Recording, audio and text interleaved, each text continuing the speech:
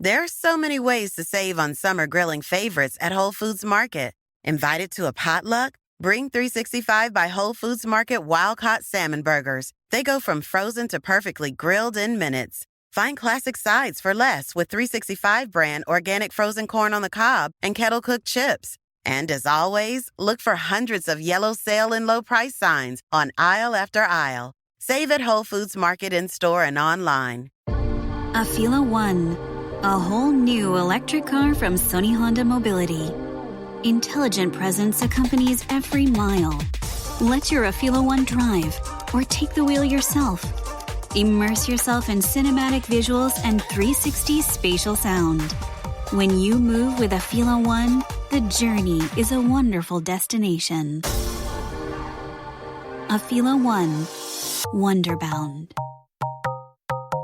Does it ever feel like you're a marketing professional just speaking into the void?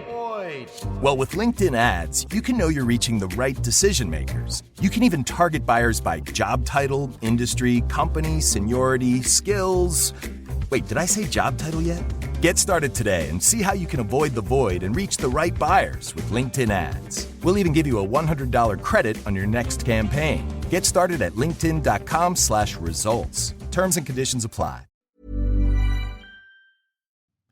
Hi, everybody. It's Mike.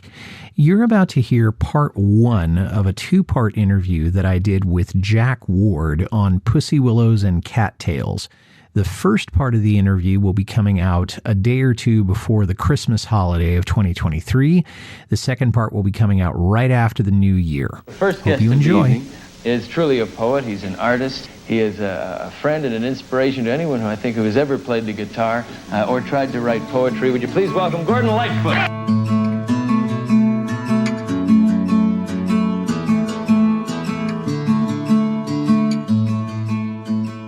Pussy Willows, Cattails, Soft Winds and Roses, Rainbows in the Woodland, Water to My Knees, Shivering, Quivering, the Warm Breath of Spring, Pussy Willows, Cattails, Soft Winds and Roses. This is Carefree Highway Revisited, the show that celebrates the work of Gordon Lightfoot song by song, a proud member of the That's Not Canon podcast network. I'm your host, Mike Messner, and along with me today is a fellow Lightfoot fan from Nova Scotia, Jack Ward. Jack, thank you so much for joining me today. Oh, thanks so much for having me, Mike. What a great joy, especially at this point in my life, to revisit Gordon Lightfoot's music. It really is. And I think the fact that we're talking about it, and particularly songs like this, which are from his early period, we're still talking about them this many years later, I think speaks volumes to the man's talent. How did you first get into Lightfoot's music? Now, you being a native Canadian, I would imagine you had some exposure to it, but what was the specific experience? Sure. So he had a huge connection, obviously, to California for a while, but for Canadians, there are probably two Canadians, maybe three, that sort of typify that kind of singer-songwriter of that time that speak to the voice of Canada. And there's Stan Rogers, there's probably Valdy, and Stan's brother as well. But definitively, I think the granddaddy of them all is Gordon Lightfoot. And so many people were inspired by him. So many people, his music was constantly, like his hits, I should say, were constantly being played in Canadian radio stations. But for me, I think that my whole life changed when I worked at a camp for the mentally handicapped. It was called Camp Bellwood. And it was about 4 or 5 kilometers from my house. And there, my whole life as a guitar player and singer-songwriter myself began because there was a flag lowered, and I said, "Who's that for?" And they said, "That's for Harry." And so that was Harry Chapin, right? So I got introduced to Harry Chapin and Neil Young and James Taylor and Cat Stevens and Don McLean, and they became the main aspect of my music. And of course, Gordon Lightfoot too. And I'm like, wow, this guy, there's something hauntingly beautiful about so much of his work. And he captures this aspect, and I want to talk about it a little later on if possible, but he captures an aspect about being Canadian, which many of us constantly fight to try to understand. I think that there is something, it's indescribable And particularly for an American, it's hard to describe it. You just know that it is the essence of Canadiana, I guess, is I'm looking Americana. So, Yes. Canadiana. Yeah, I sense that. And there's no word that there is for it. And again, as an outsider, certainly there wouldn't be, but it's encapsulating. And the fact that you mentioned him in the same breath as Stan Rogers, someone who left us way too soon, is a great tribute. So what do you like about his music? And there's any number of ways you can answer that. I understand that. But what to you keeps you coming back to listen? I think I first got pulled into Edmund Fitzgerald, of course, right? Sure. And it constantly kept going on. And I was fascinated because of his connection to nature, which is part of the Canadian identity. Like, people like to say, oh, Canadians don't have an identity. Even Canadians say that all the time, right? But it's not true at all. It's just we struggle often by saying we're not Americans, right? No. No. I'm sure that New Zealanders would say they're not Australianers, right? Yes. They constantly the same. But being the smaller group, what's fascinating for us is that our connection to nature is such an element that is we create these small groups where we live outside of nature, but we are so a part of nature. And I'm talking about the Europeans that came to create Canada. We still see nature in this sense of awe, this sense of fear in some places, this sense of just something outside of ourselves that's beckoning for us to come back to. And so this song especially brings me back to my childhood. I grew up in Fergus, Ontario, which is probably outside of Fergus, Ontario. Bellwood is 10 miles outside of Fergus, Ontario. So Bellwood is closer. It's a smaller community, 300 people in the summertime, as I love to say. Wow. Okay. Very small. And so I lived his life. So when I take a look at this song, which was written for his childhood in Orillia, well, my wife gave birth to my first son in Orillia. We lived north of that. So when I first started teaching, I worked in Parry Sound, which is north of Orillia, past the Muskokas and stuff like that. And so Orillia is so much in the same kind of vein of rural Ontario. And for an American to understand, I have to tell people that my favorite book is Charlotte's Web, because that was my childhood. So that there's that sense of wonder of being in that rural farm area. And so I moved just now. I'm living in a house, and we've talked about this. I'm living in a house with 30 acres. I grew up with 5 in Nova Scotia, in the same kind of feeling place. Like, places have a sense of feeling, right? So I drove through here with my wife, and I went, this is where I want to live. This reminds me of Bellwood. This is where a small community, the whole bit. There's a lovely theater nearby that I'm suddenly on the board, which is great. Wow. There's local little artisans doing stuff everywhere that I've gotten a chance to be a part of. And everybody has this same kind of connection. So Pussy Willows, cattails, that I remember as a child doing all these things that he's talking about, like just being able to see all this, be out on my back porch, walking through the area, understanding this song kept haunting me. I knew Gordon Lightfoot before I ever knew anything about him, just by knowing his songs. What you've said resonates with me on so many different levels. The connection to nature is something that means a lot to me, although I grew up in something that was a bit more urban. I mean, when I was growing up, the town that I lived in had 18,000 people. Now it's closer to 30,000. But I live 3.5 miles from where my parents lived when they brought me home. So there's that aspect of being close to your roots. I proposed to my wife in the middle of a redwood grove, just because I knew that was something that we would both enjoy seeing. And then you mentioned the haunting aspect of it. And this really is just a beautiful way of expressing the beauty of this song, because it's so unusual. Even for Lightfoot, whose portrayals of the wilderness, both the American wilderness and the Canadian wilderness, are just so stark and so beautifully done, even given all of that, this really does stand out. And that brings me to your experience with seeing Lightfoot perform. I never got a chance to see him, and it's always been a real thorn in my side. There was a time that I almost got to, but the amount of other Canadian performers I've seen And then I just keep missing him. And there's a few of those people that's a situation of like the only time I got to see him was like his concerts that were videotaped, right? And it just broke my heart because I never got to see him. I saw Dan Hill and Murray McLaughlin. I don't know if you know those two guys. I know who Dan Hill is, yes. Yeah, Murray McLaughlin's another famous Canadian. And Valdy. All of those people, they called the old projection room in Fergus with maybe 70 people.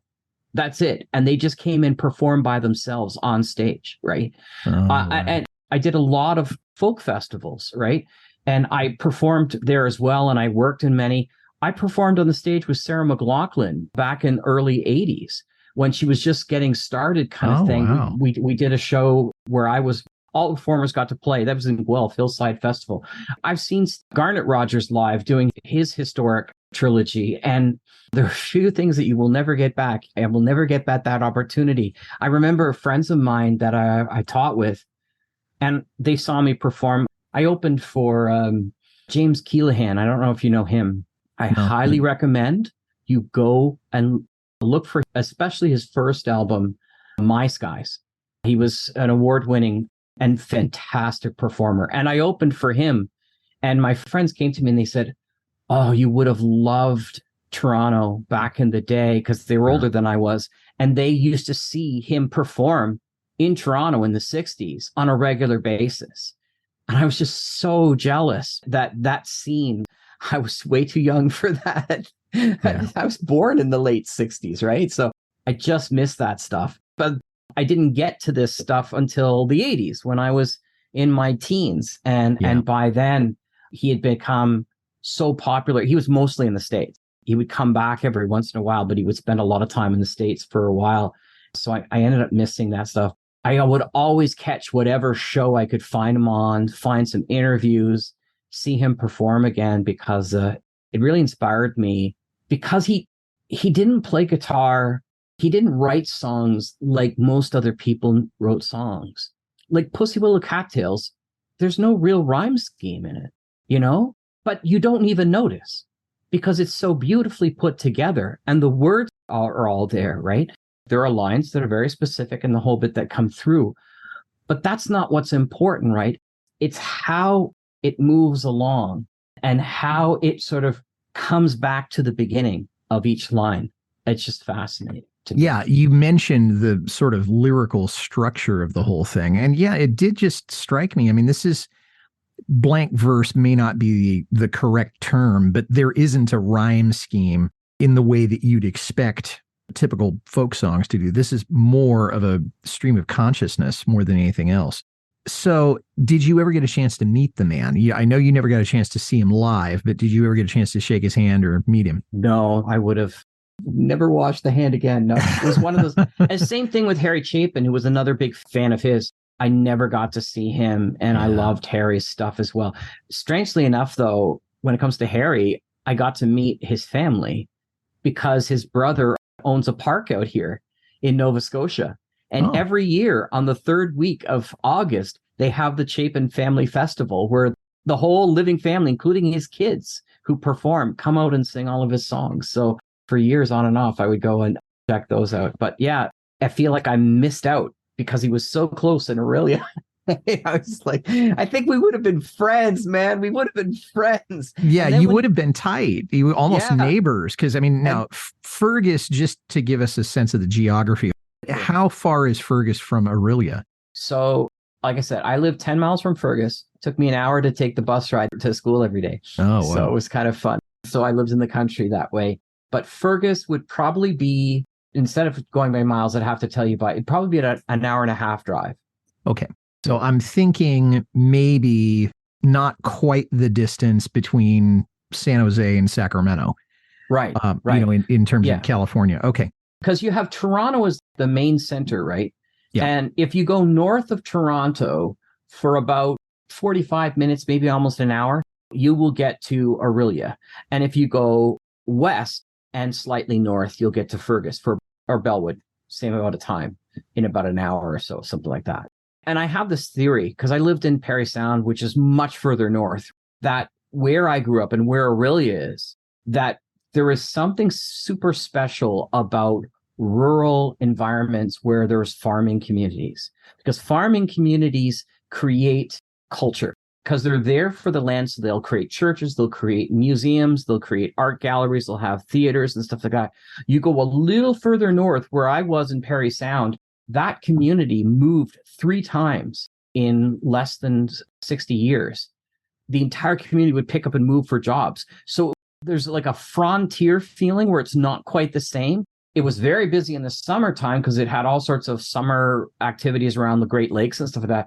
But then as summer closed, everybody would shut their doors and the streets would roll up and you're like, okay, wait a minute. And you feel pretty left on your own. Mm-hmm. But I never felt that way in Fergus, Bellwood, Elora, Orillia even, because those people were always there creating those connections and community. And you could see that in even the interviews that Gordon Lightfoot talks about. Like, he went to the same church that I went to, not specifically, but the same church organization, the most liberal church in Canada, which is called the United Church, different than the United Church in the United States. It's the most liberal church in Canada. It's famous for being the first church to have LGBTQ ministers, kind of thing, right? And my mother is still involved with the UCW, which is the United Church Women's Group, which runs all of that. And he started off in a choir there in the Orillia Church. I was in the one in Bellwood. So we have all of these interesting connections. Peas in a pod. Wow. Yeah. We'll be right back to our conversation with Jack Ward about Pussy Willows and Cattails. But first, a word from a podcast partner or two. Radio is so much different than it was in the 80s. We had it all. The music, the movies, the DJs, and morning shows. Back to the 80s Radio is a show from the 80s in podcast form. We bring the memories from that awesome decade back. Join Toscano and Chang every Friday as they take you on a ride back in time, sharing their experiences and laughs. Stop on by and discover some of the wacky things this crazy duo comes up with. They talk about it all, the good, the bad, and the ugly of the greatest decade. Don't miss the greatest 80s podcast in the world. Back to the 80s Radio. Is that song really a cover? What instrument are they playing there? What do those crazy lyrics mean? If you're the kind of person who thinks about stuff like that, you're in luck, because I've got just the podcast for you. How Good It Is chooses a single song each episode and takes a dive into the story behind the song and the artist who made it famous. I'm Claude Call. You can find me in your favorite podcast software, or just point your browser to howgooditis.com. How good it is. It's funny that you were so close in so many ways. It also means that you have an affinity for him and for the music also.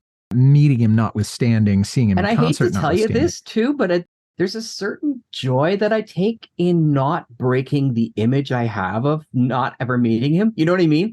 Because I feel like if I saw him and he wouldn't recognize me, because I feel like we're so connected, I would be heartbroken, because like, who is this guy? Because really, who am I compared to that?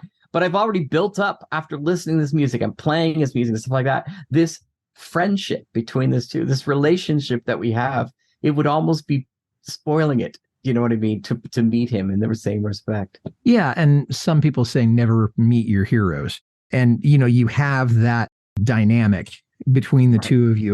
Even if it would mean more intimacy in some way, it would also spoil the dynamic that you have set up there. Cool. You wanted to talk about Pussy Willows Cattails, which is not a terribly well-known song. It wasn't released as a single. We'll talk about that a little bit later. I know that my own reasons for it is that it's sort of a Baroque pop song. And it's one of the first instances where he had orchestrated a song with something other than guitars and bass. The whole album is like that. The whole Did She Mention My Name, he was using orchestration. But why did you want to talk about that particular song today, given the fact that he has so many songs that resonate about nature and about that part of your lifetime? Why did this one stick out? Well, like I said, it screams my childhood, just those aspects of it. There's another aspect. My Clark Kent job has been an English teacher for 20 years. My superhero job is being a podcaster. One of the things I love from an English perspective is this particular song specifically speaks of the seasons. You could argue that each verse is a different season in the Oh, order yeah. of spring, summer, autumn, and winter.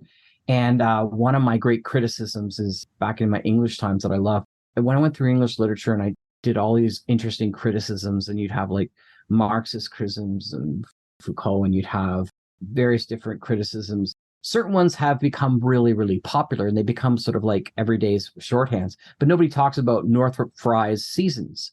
Northrop Frye is a very famous Canadian essayist and critic. And so I began to really focus on how seasons are affecting not just my life, but cultures in the same way. In what season are we in right now in our society? And one can argue we're rounding the bend in autumn, if not moving into winter, because things have changed so dramatically. Yes. My father, born in 1940, said to me, "You were born in a different country than your own children, just because of how things have changed. I was born in a different world." And he's 100% right. What he grew up with is closer to Little Rascals. Yes. Yeah. than anything you would see today, right? So him coming and watching my boys playing video games, it's an entirely different world. So here we have this bard who comes up with this song that identifies, and like you said, the Baroque aspect is fascinating because it adds to that timeless nature. This song could be sung now. It could have been done 300 years ago. It has no particular beginning, no particular ending. It's a song that you could pick up and play for somebody tomorrow, and they would go, "That's a beautiful song." And I've heard versions of this done by choirs in churches. Yes, so have I. And again, there are certain songs that just break through that veil of time and speak to so many aspects of human nature. And that's what I love about this song in particular for that reason. It really is a timeless song in a way that others they're really only relevant in their context. And this one, because it's not mentioning anything really touched by humans or human history, that makes it as timeless as it is. What's the best setting for you to listen to this song, if there is one? Is this one that you could listen to anywhere and have the same kind of feel, or is there one time and place where you just feel this would really just hit home? I think you're right. And two, not only is it timeless, I think it's placeless. I think this could show up in England in a medieval time, unless you're living in a desert or in an Arctic environment, right? There's this aspect of nature is all around us in that way. For me personally, it is in these places. It's in the Aurelia sphere of Bellwood, of where I'm living now, of finding a place in a rural area, not just near nature, but engaging with nature. I've picked up the guitar and just played it out of nowhere.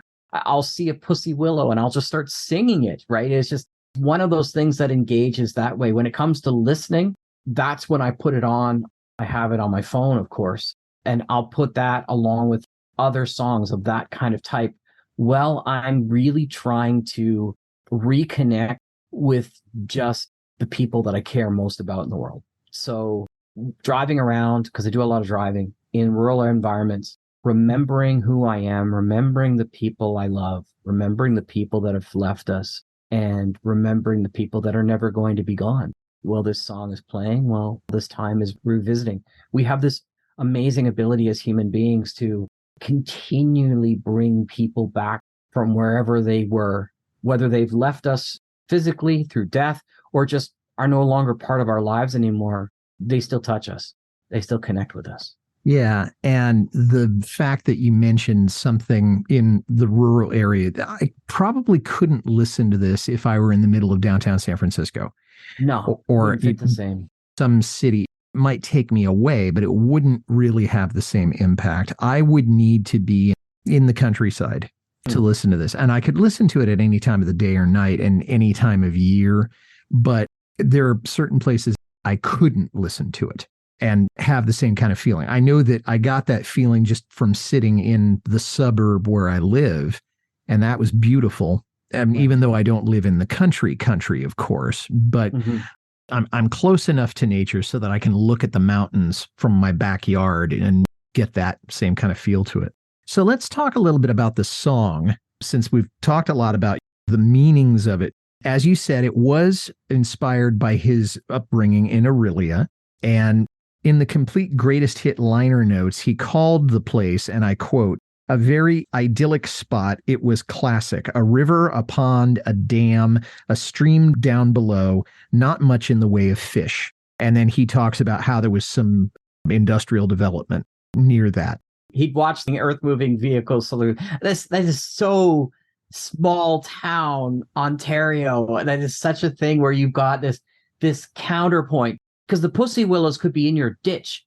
Yeah. And that close part of nature. And then in the meantime, you've got farm vehicles or earth moving vehicles or stuff doing their thing on the other side. And you're just stuck by the dichotomy of it all. Yeah, and although I'm glad that he didn't go into the dichotomy of man-made machinery conquering nature, not that that's Right. not a beautiful and important theme. We see that in countless other art forms, but I'm glad that he just kept it with the natural in this particular setting, because otherwise I think it would have spun into something kind of ugly. Yeah, for sure. Again, I think you brought up the points. Joni Mitchell is another perfect Canadian who does stuff like this, right? Yes. She does such a great job of like, my favorite song of hers was I Wish I Were a River So I Could Skate Away On, because again, all this stuff is such a straight Canadian feel, this idea, or her circle game, the seasonal things that move along, all that stuff happens in so much Canadiana, and it's fascinating. I'm glad that you mentioned that, because you have a perspective on it that I don't. Do you have any other angle on how the song got written? I think that's pretty much it. It's fascinating where I did some reading where people have said that they consider it to be perhaps the greatest Canadian folk song ever written, which is fascinating to me. And this is from other Canadians, because we have so many to choose from, right? You know what I mean? But that obviously it touches people that strongly as a Canadian song. So that's cool. And it's interesting because it's not distinctly Canadian. There are places that have pussy willows and cattails and water and all these things everywhere in North America. Yeah. It doesn't brand it as being distinctly Canadian the way Alberta Bound or Canadian Railroad Trilogy. I mean, it says right up there in the or highway songs. I mean, things where, you know that it's Canadian because it says so. Right. But the fact that it's coming from somebody who was born and bred there and obviously absorbed an appreciation for the wilderness brands it that way. We'll be right back to our conversation with Jack Ward about pussy willows and cattails. But first, a word from a podcast partner or two. Hey, do you like classic albums? Technically, like the 20th century albums, such as like Beatles, Led Zeppelin, Rolling Stones. I've only had Beatle episodes so far, however, I'll be doing more.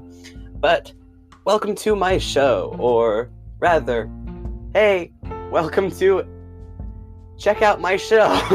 All those years ago, a classic album podcast with the dipping sauce. As you can see, the George Harrison reference. I review classic albums, not of those the likes of Beethoven, the likes of the Beatles and Rolling Stones, and like I mentioned earlier, or what have you. So yeah, check it out. It's every Monday. I do albums, conspiracies, songs, all that jazz. So just check it out. All those years ago, a classic album podcast, wherever you get your podcasts.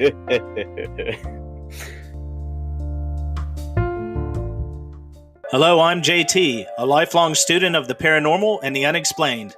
I've spent over 35 years researching and learning about a wide range of subjects, from UFOs and cryptids to ghosts and the supernatural, from hidden and lost treasures to mankind's mysterious past, and all other things mysterious and Fortean. Each week I'll bring you some relevant and interesting articles in this genre, as well as a different topic. Some you may be familiar with, but many you most likely will never have known existed. So sit back, relax, and enjoy the ride, and let me be your tour guide as we explore the unexplained on the Paranormal Son. So let's start looking at the lyrics now. There are 4 verses, and I think it's pretty obvious that each of the verses is talking about a different season in the year. Rainbows in the woodland, water to my knees. And I love that line because he's wading through a creek or a stream. We don't know how old he is when this is happening. So his knees may be a foot off the ground or they may be 2 feet off the ground. But you don't get any more immersed in nature than that. You're wading through a creek and you're looking at 360 degrees around you. All of this is happening. It's like you're almost literally getting swallowed by the creation that's going on there. And so that's a perfect place for him to be seeing all this. Shivering, quivering, the warm breath of spring. So he's also witnessing this at the perfect time, which is when the earth is waking up. And I've felt this myself at the very end of winter, the very beginning of spring. There's just a little tension in the air and it's cold still, but you can feel a little bit of humidity. You can feel a little bit of a change. At least I do. And you know that the seasons are changing and you know that it's not going to be bitterly cold for very much longer. And you're going to see the flowers begin to bloom again, and you're going to begin to see the leaves growing again. And baseball season is starting and things like this. And then he goes to the second verse, which is about summer, catbirds and cornfields, daydreams together. Now let's stop that for a second. Who or what is together with who or what? Daydreams together. Okay, well, cornfields can't dream. So is he doing personification here? What's that whole idea of daydreams together? Where is that coming from? He leaves that specifically vague. It kind of reminds me again of that James Keelan song, My Skies, where there's a whole aspect there. Are you talking about someone specifically? Because summer also ends up being the time of summer romance, right? And that's where people start to dream. Like, how many times have you've had a summer romance and things will always be like this, and then things fade, right? So it's a seasonal aspect, and I caught that as well.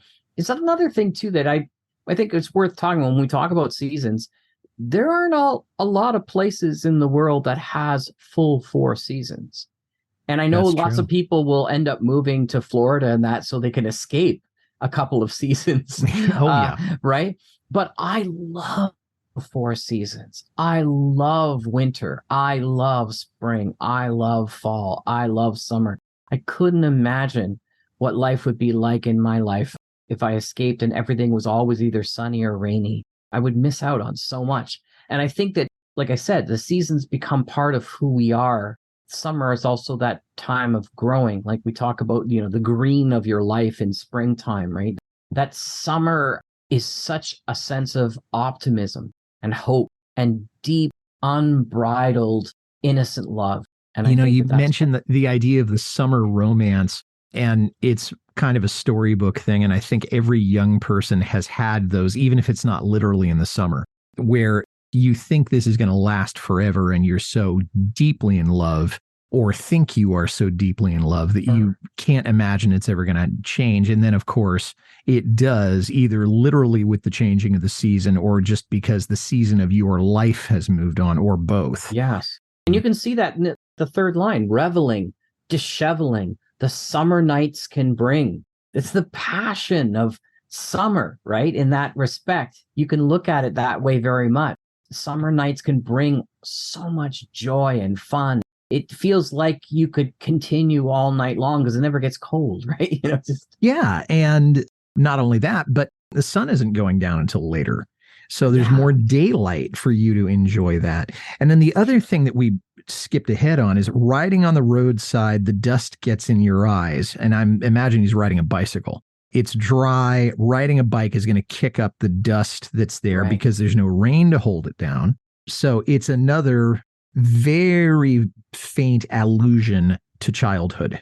There's not a lot here that just screams childhood. It's just the human condition. Slanted rays and colored days. You can see the naked limbs because the leaves have fallen off. Right. And wheat bins because this is the harvest season. And so the wheat that is grown, and I believe there's some massive agriculture in that part of Canada. I don't know, but I spent a lot of summers haying, as they call, where I would go out and collect hay. Combine would go create little square bales, and I would go out, toss them up on a wagon, put them in the barn for that. There's a lot of that going on. And still to this day, of course, all the apple picking, berry picking, all that stuff happens, right? So yeah, for sure. Voicing, rejoicing, the wine cups do bring pussy willows, cattails, soft winds, and roses. And that's a very nice turn of phrase that he's just coming back to that theme of those 4 plants, I guess. What might they be rejoicing over? A good harvest, or?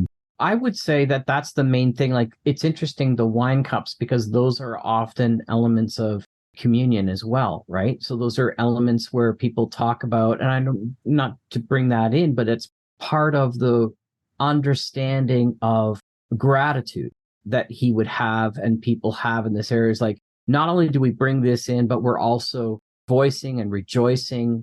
We can survive another winter. We can go through all of these things. Again, it's not grounded in Aurelia. It's not grounded in Southern Ontario. These are him recognizing, I think in some ways, as he's writing this, he's stepping outside as much as he's stepping within his experience. He's stepping outside to see this has happened before. And not to quote Battlestar Galactica, these things have happened before and they will happen again, right? we are in these cycles, and this is what you expect in the harvest in that respect. So. Yeah. And you mentioned gratitude, and although they don't happen on the same day, I mean, there's Canadian Thanksgiving and there's American Thanksgiving, and I think they both happen in the month of November. Or no, am I wrong? No, Canadian is usually the second weekend of October. I stand corrected.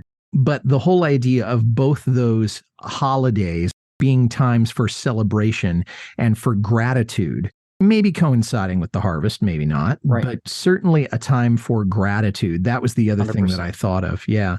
And then harsh nights and candle lights, wood fires ablazing, soft lips and fingertips resting in my soul. And I couldn't help but think, okay, this might have been a leftover verse from Song from a Winter's Night, which he had already written and had already released by this time. But it's the same kind of, once his lover has gotten there, they're going to be experiencing that intimacy. Treasuring, remembering the promise of spring, and that brings it full circle again. Right. And that's another thing that's just marvelous about the song, is that he finds himself back where he started. Right. And it's the implication that the cycles of nature, the seasons of time, are going to keep going. Yeah. I love the term, even the first line of harsh nights and candle lights. That's something every Canadian can understand. You have these changes of weather where the cold can get so bitter instantaneously, right? And so right now I've got a wood fire blazing over here because it's a whole part of who we are. The joke is, a Canadian is someone who can make love in a canoe and a cabin. Sorry. I hadn't heard that one. Yeah. I think it started off with the canoe with Pierre Burton, a famous writer, because they were sort of saying, what is a Canadian? That was one of his definitions. Mm-hmm. But the idea that we spend so much time kept in our own domiciles, that's what's created so many great Canadian artists, right? You'll find, you could go down the list of comedians. It's unbelievable. And actors and people that most people don't even recognize are Canadian. And that's because we spend so much time connecting with each other in a small quarters. You had to spend so many years sort of focusing on yourself. I grew up in the country. That's where I grew my love of writing, my love of storytelling in these winter things when there's not much else to do but to sit down and connect and understand humanity and all those kinds of things. You can't get lost in all the other stuff that you can in the summertime. Well, and you think of Ian Tyson talking about the 4 strong winds. Right. By then it would be winter, not too much for you to do. That's because you're literally stuck. And me being a California kid whose idea of a bitterly cold day is when it's 52 degrees, I'm such a tenderfoot when it comes to that kind of winter. I have experienced a New York City winter, and that was as bad as I wanted to get. Thank you very much. I can only imagine the kind of bonding, the kind of intimacy, forced or otherwise, that you have during a Canadian winter. And maybe it's something I need to experience once in my life. I don't know. I guess it's minus 58 Fahrenheit. I'm trying to look at this up. Minus 58 Fahrenheit is something you would be regularly finding out in places like Manitoba. in the wintertime. And so the group Guess Who, as you probably know who they are, and Bachman Turner Overdrive, they said the only way they became such a great band is in the middle of the winter, there was nothing for them to do but practice and perform. Neil Young, too. I mean, he grew up in and around Winnipeg. That's right. There was a big Winnipeg breakout. And for the same reason, there's a lot of music that came out of that particular area at that time because of those things. So yeah, winter is huge. Jim Carrey from Ontario originally, William Shatner, Montreal. That could go on and on and on the list. But I remember at one time in the 90s, every single female artist at the top of their game was Canadian. Yeah. Alanis Morissette, Sarah McLachlan, and then you had Shania Twain, all the number one other charts.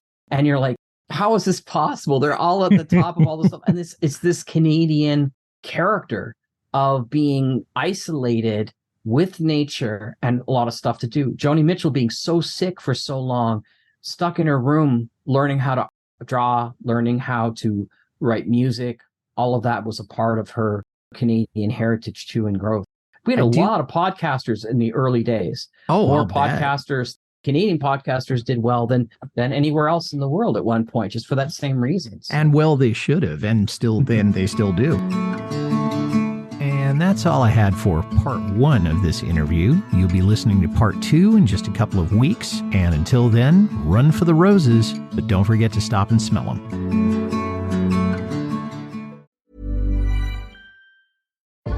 Afila One, a whole new electric car from Sony Honda Mobility. Intelligent presence accompanies every mile. Let your Afila One drive, or take the wheel yourself. Immerse yourself in cinematic visuals and 360 spatial sound. When you move with Afila One, the journey is a wonderful destination. Afila One, Wonderbound. Transform your drive with Puricar Pro, the smart diffuser built for your car. Control your fragrance with the app, choose from clean, long-lasting scents, and enjoy sleek design that complements every ride. Right now, get 15% off Puricar Pro and all car fragrances, but only for a limited time. Visit Pura.com and upgrade your summer drive today. Imagine being on a vacation for a very long time. Now imagine saving money nightly while you do it. Sounds pretty great, right? With Vrbo's long stay discounts, you can stay longer and save more. Our customers save an average of 10% when they book select properties for a week or longer. Just in case you needed another reason to extend that vacation. Book the perfect summer getaway today with Vrbo Private Vacation Rentals. Your future self will thank you later.